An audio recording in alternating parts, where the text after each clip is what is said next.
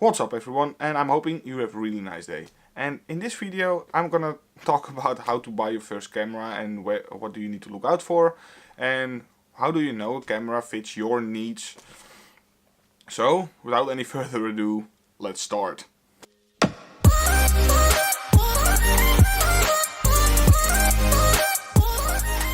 So you're in the point of your life when you want to buy a camera. You want to start with photography or anything related. So you think by yourself, I'm gonna need a camera. And it can be pretty difficult because there are thousands of options out there. From $100 to $100,000. So it's really overwhelming. So if you want to know which camera fits your needs, you first need to know what you're gonna do. If you know what you want to do and what you're gonna do, then you can scale down your options already in related to lenses, cameras and sort of things. So let's say you're only recording in your room or your studio and you're making a video or take photos inside. So it's a fixed location and your camera isn't moving that much, only inside a bit. You can buy a bit of bigger camera and a tripod. And a reasonable big tripod. So that's your option then. But if you're gonna take your camera with you everywhere, it doesn't matter where, go buy a point and shoot. Something like this. It's not big, but that's the point. It's really easy to use. You just take it on and take a picture and you're done. So now you've narrowed down your search, so you know what you want. You know what you're gonna do with your camera and which kind of photos you want to take. Then there's a few options, so you narrow down. First you need to set up your budget. What's the maximum amount of money you can spend on a camera with accessories? So don't give all your money to a camera. That would be dumb and foolish.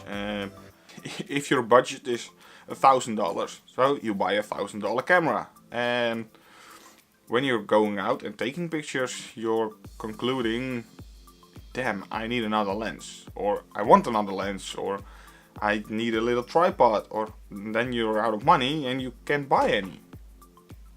So then at that moment you're limiting yourself in the options you have and what you can do. That's the reason why it's important to set up a total budget, and in that budget you need to find a specific part on what you can spend on a camera. For example, my budget when I was buying my first camera was $1,500. Total budget. And I wanted to make photos, videos and some awesome stuff. So I bought a camera, a microphone, I bought a GorillaPod as a little tripod and for on the go, easy use. And I bought another lens. I bought a wide angle because I want to vlog a little bit. So that's really useful for me. So the total budget was $1,500. Everything I bought fits in that space. So you're gonna set your budget. So you know, now you know you want to spend $1,500 on a total set or your starter kit, to say. So then you need to know what are the things I'm looking for and what do I want from a camera. Little things. Is it important how many megapixels it has? Is it a full frame sensor? Is it a crop sensor? Is that important for you? So when I was buying my camera, I made a list. I made a small list. I hope it's focusing. Come on, yes. I made a small list with a few things on there. I wanted to have at least 1080p at 24 frames a second, because that's for my videos.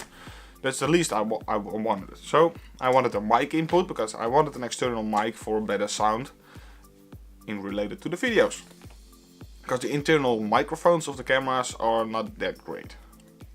For inside it can work, but for outside work with wind and everything else it sounds really crappy. So that's no option.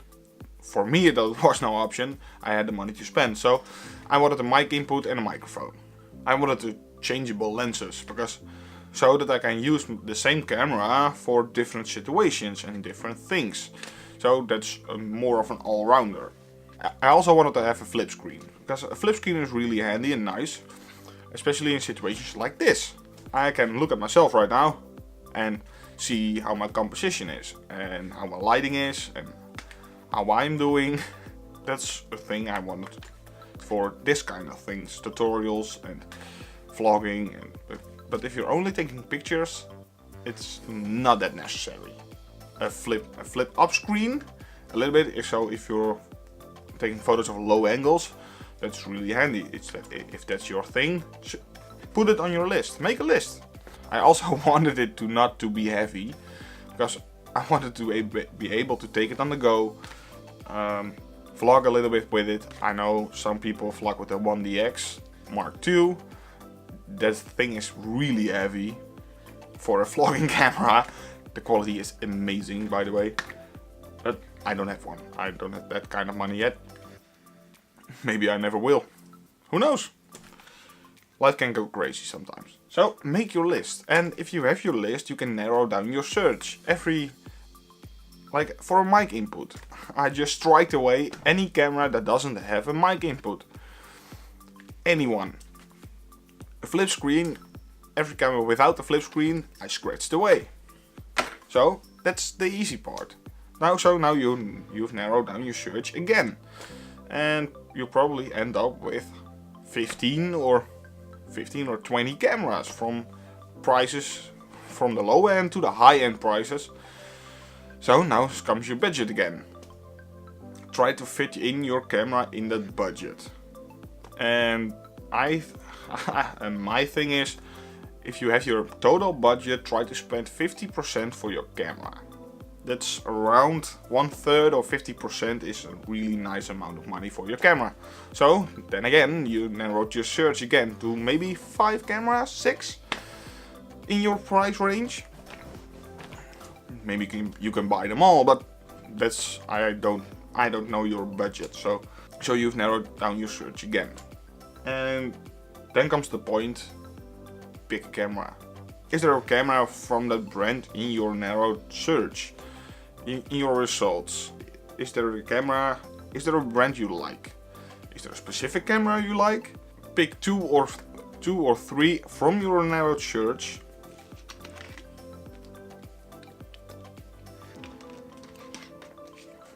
So if you have any friends who's into photography, just take your 3 options and go to one of your friends, talk to them, ask about their opinions, or if they know how the camera performs and how it works.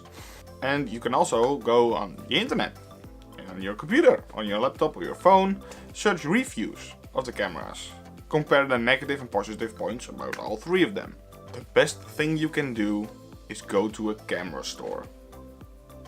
Don't be ashamed, go to a camera store. Talk to the people who work there. You can assume they know what they're doing and what they're talking about. So you go to the camera store and say to the guy, I have this and this option. I don't know which one to choose. So then again, you're gonna tell your things you want to do with the camera, and they're gonna give you advice.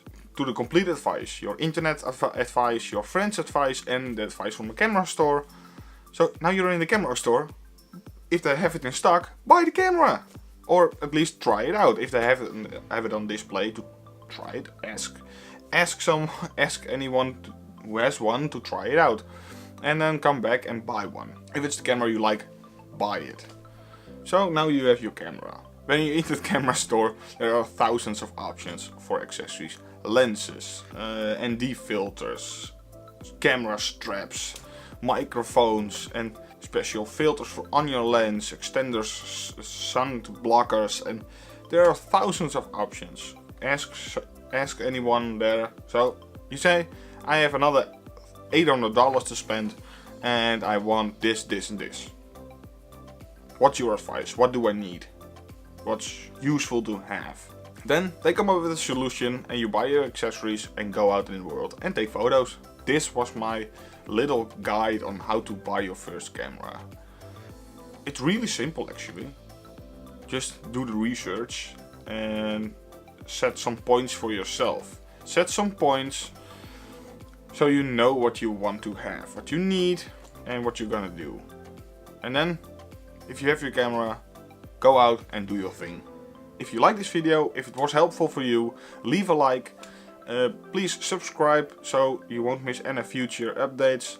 This is part of a little series, cameras for beginners. So, there's more coming up on this subject. But for now, I'm gonna go and I'm gonna see you in the next video.